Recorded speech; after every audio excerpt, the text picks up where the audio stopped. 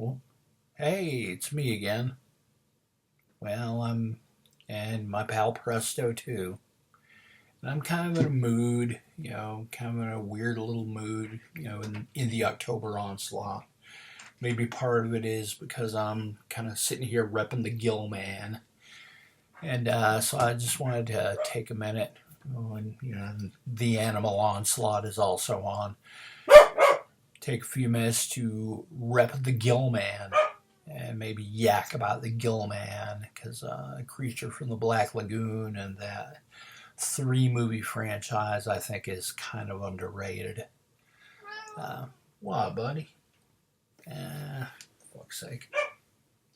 You really want to go out there and deal with the dog who's all hopped up on, he's all hopped up, period. He's hopped up on life. Well, yeah, dude, you don't know whether to shit or wine you watch. What do you want? I know this about you. I deal with you every day. Yeah, anyway, so business as usual. Anyway, I always had a soft spot for the Gill Man.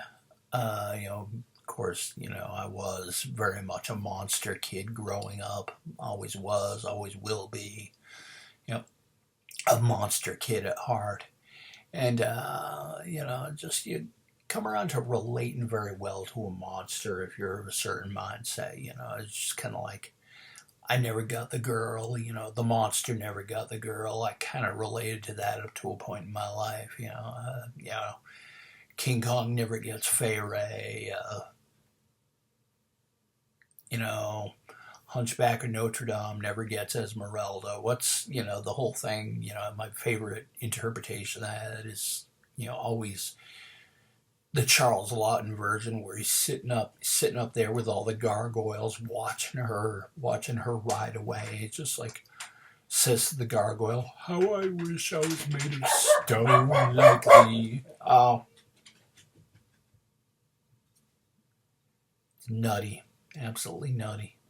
I thought I'd take the advantage because Mondo Heather has packed it in for the night, but I'm cooking in the other room, and Brody is probably ultimately gonna be wanting some. But Gill Man, of course, never gets the girl.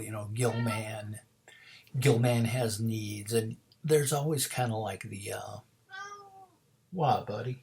The obvious problems, with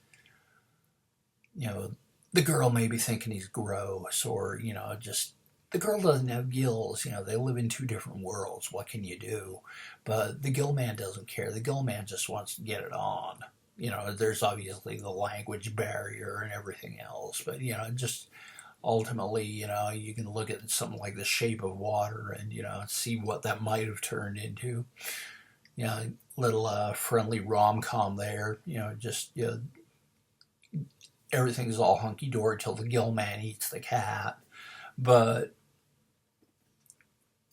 that being neither here nor there, I always kind of thought about, wow, I really don't care for any of these Hollywood remakes. And what was that thing a couple of years ago where they remade The Mummy with Tom Cruise or something like that? It was the Dark Universe or whatever, and it didn't really work. I always kind of thought it'd be a good idea to kind of redo the creature movies, just kind of like, I just think of doing a movie and just call it Black Lagoon. It would actually follow the first movie pretty closely, and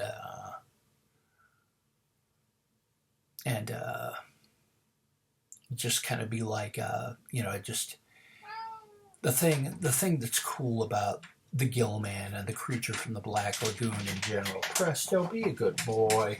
Presto. All right. You go out there, you brave the dog, all right?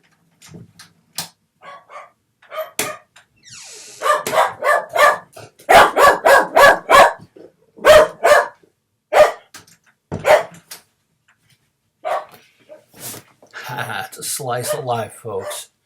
But, it'd be cool to do that. The thing about the Gill Man that's really cool is, he's not this dumb lumbering creature, not a dumb lumbering beast. He's got the smarts. He thinks strategically. And these people in the boat who think they're, so above it all and everything suddenly start freaking out when the Gill Man starts messing with the gears and messing with the controls. And next thing you know, just all the way up the river, he's got the drop on them. And kind of a cool idea for a story, just for a redo, for a fresh redo, with good filmmakers. But redo, okay, so Return of the Creature is probably the weakest one in the franchise, just is famously lampooned, for good or ill on Mystery Science Theater 3000, which, a lot of folks in our community, of course, really have a hate on for those guys. And I kind of don't, but at the same time, I'm not in their ballpark either. Just kind of like, I love all those old movies. And instead of Return of the Creature the way we're used to seeing it, just they bag them another Gill Man and take him to SeaWorld or whatever. They go out there, loaded for bear with, another exhibition, with another expedition, and they're ready for the creature. Thing they might not be ready for is a whole colony of them. Have it be kind of like aliens, it's like suddenly they're up to their elbows in these creatures from the Black Lagoon. And I think that would be a really cool way to kind of redo the story. Just have them suddenly outnumbered and by thinking monsters that out-strategize them. And Walk Among Us, okay, I love the creature walks among us. So for the third movie, yeah, be the whole thing where they bring him back. They grab a creature and they bring him back to civilization and basically cripple him so he can't function the way he used to. And, just